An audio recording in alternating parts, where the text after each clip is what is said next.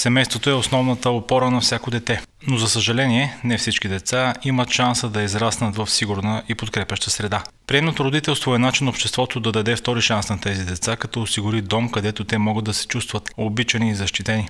Семейство Нона и Тихомир Тошкови са едни от тези приемни родители. Те са учители, имат 3 биологични деца, но въпреки това решават да станат приемно семейство. От 2021 до сега те са се грижили за 2 деца, в момента са приели и 3-то. Искаме да дадем някакъв старт на тези деца от семейна грижа, да получат грижите и не само грижите, ми любовта от родители, да се почувстват значими. Отглеждането на тези дечица на първо място, наистина, колкото и тривиално да звучи, дава ни много любов. Ние даваме любов на тези деца, както и те отвръщат със същата тази любов.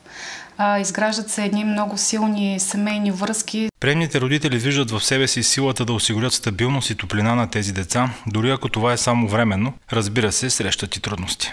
В началото, докато едно детенце се напасне към новото приемно семейство, отглеждали сме и малко по-големи дечица, в началото им е малко по-стресова самата ситуация, но всичко очумява буквално за седмици.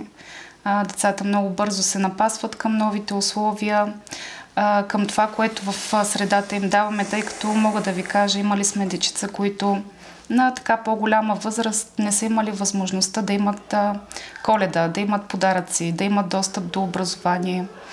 И получавайки всичко това, наистина децата се успокояват. Всички социални работници така голяма подкрепа изпитваме от тяхна страна. Винаги, когато има някакви проблеми или нещо неизяснено, те винаги са до нас, те са част от нашето семейство. Да станеш приемно семейство е една малка стъпка, че сме помогнали не само на децата, които сме приели, но и на самите себе си да живеем с повече смисъл и сърце, категорични са семейство Тошкови.